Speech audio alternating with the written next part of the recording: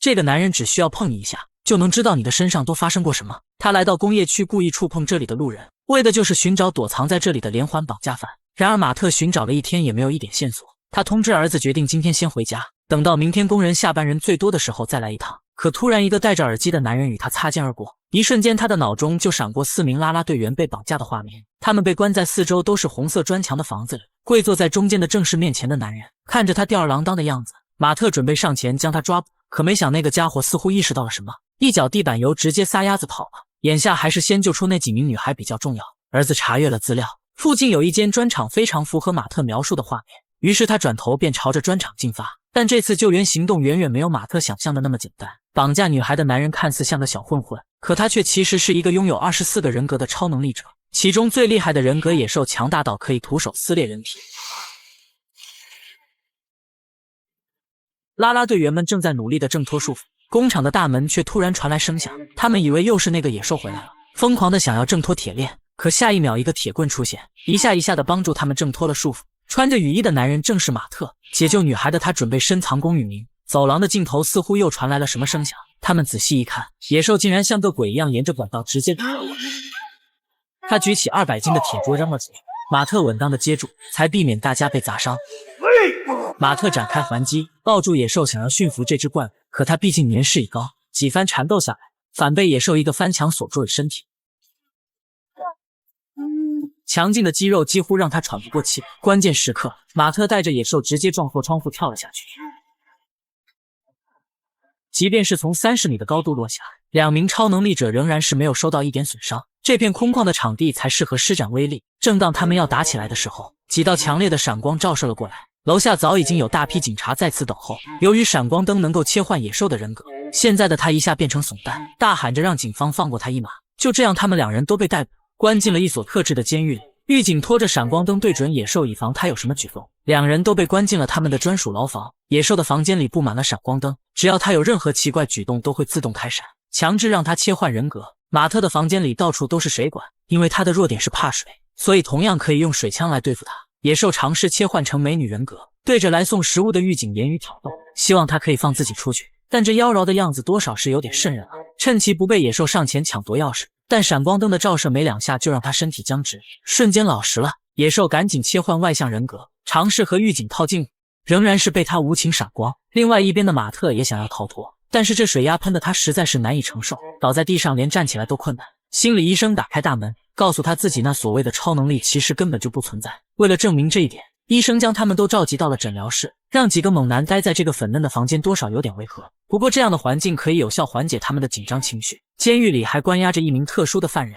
他自称也是一名超能力者，他认为自己有超过300的极致智商，可得到超能力的代价就是全身的骨头都很容易粉碎，因此也只能坐在轮椅上。医生拿出马特的核磁共振报告，他的大脑中有着一团奇怪的云团，这或许就是他产生异响的原因。所谓的可以通过触碰他人得到别人的记忆，其实都是他的大脑给自己的心理暗示。比如他当时第一次碰到野兽，可能只是因为看到他的裤子上沾有红色粘土，所以他幻想出了女孩们被困住的环境。野兽的样子也许曾经在电视上被他看到，而他走在路上疯疯癫癫的样子，看起来非常符合一个疯子绑架犯的要求，所以马特的大脑才认为他一定就是绑架犯。You really dissected him, Doctor. Good for you.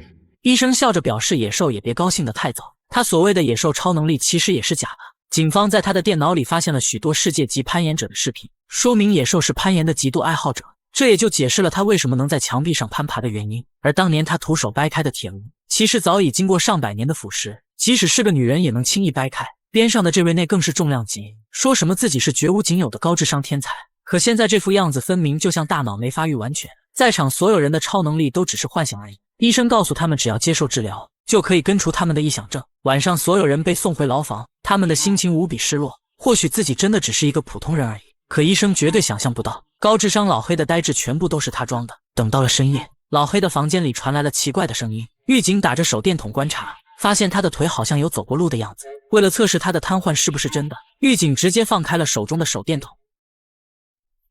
看来是想多了，狱警放心的转身回去睡觉。可下一秒，老黑就行动自如地破解牢房门出来查找资料。他看见了马特和野兽的分析报告，上面分明就写着他们都是超能力者。高智商的他瞬间意识到，今天医生这么做的目的就是将他们洗脑，让他们遏制自己的超能力，变回一个普通人。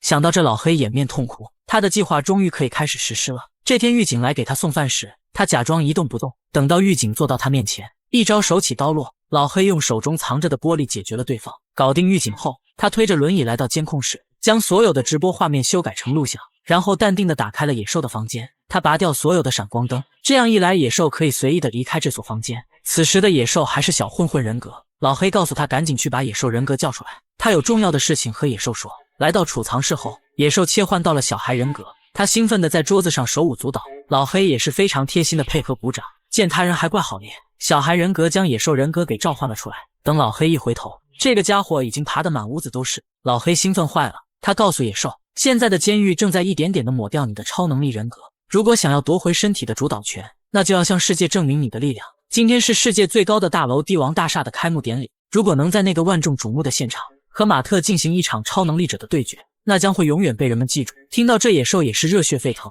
他当即同意了老黑的请求。转头，老黑来到监控室，通过话筒告诉马特，野兽将会在今天下午大闹帝国大厦，这个世界上唯一能阻止他的人也只有你。只要你真的是那个超能力者，眼前的铁门是绝对不能困住你。